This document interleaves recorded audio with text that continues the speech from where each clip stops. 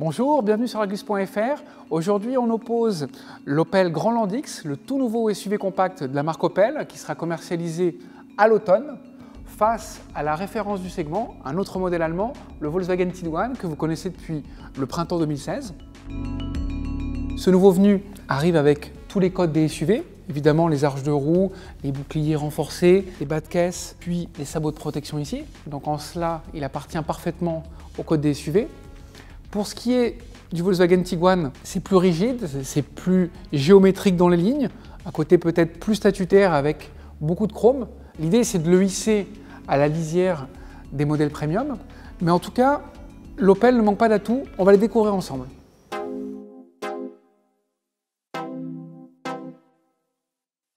Pour l'Opel, le registre formel, c'est plus dans le dynamisme, avec des lignes plus souples, du galbe, du muscle. Il y a aussi une petite touche de personnalisation, avec ici un toit laqué de noir qui contraste avec le bleu de la carrosserie.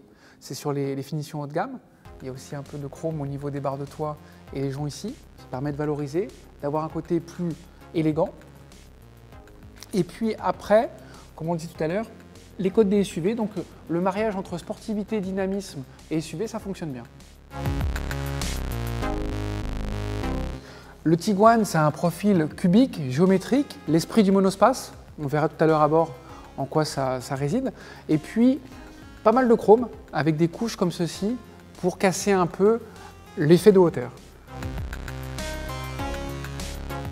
Pour aller jusqu'au bout de la démarche, la poupe arrière est très verticale, avec un seuil de coffre qui est plus bas et un haillon caractérisé ici avec une grande surface vitrée. Pour l'Opel, c'est toujours le dynamisme, avec des proportions différentes. Un tiers de vitre, 2 tiers de tôle, ça permet d'avoir plus de sportivité, d'étirer les lignes, c'est un parti pris différent. À bord de l'Opel Grandland X, on a des formes plutôt ondoyantes.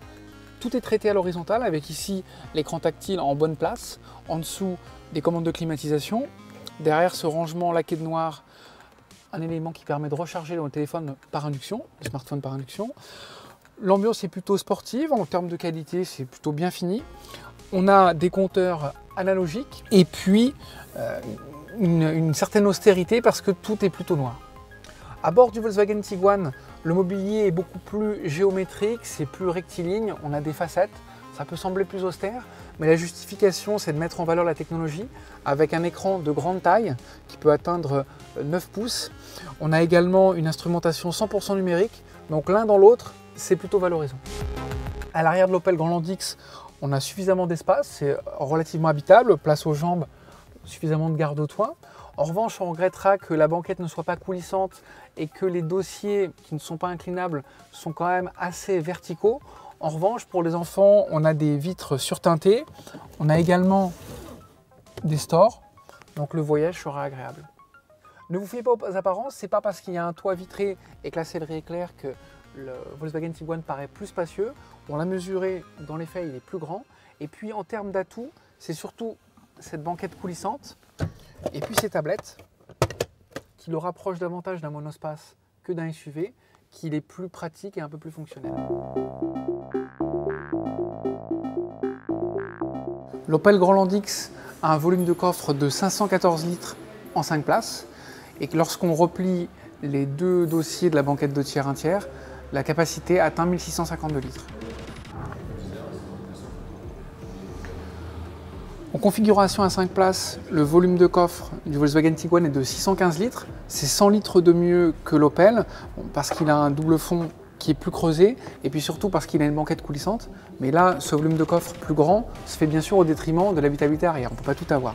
En revanche, une fois que la banquette est rabattue, les deux modèles font jeu égal, avec une contenance qui va de 1652 litres pour l'Opel et 1655 pour le Volkswagen, donc c'est quasiment jeu égal. L'Opel Grandland X va à l'essentiel, 3 niveaux de finition, une motorisation essence, une motorisation diesel, ça fait au total 10 versions. Pour le Volkswagen Tiguan, c'est tout le contraire, c'est tentaculaire, il y a 30 versions possibles avec 4 motorisations essence, 3 motorisations diesel, des versions 2 roues motrices, des versions 4 roues motrices. Ça laisse l'embarras du choix et c'est peut-être compliqué parfois. On vous dit à très bientôt sur l'Argus.fr. Suivez-nous sur Facebook, sur YouTube et sur les réseaux sociaux. Et quant à moi, je vous dis à très bientôt.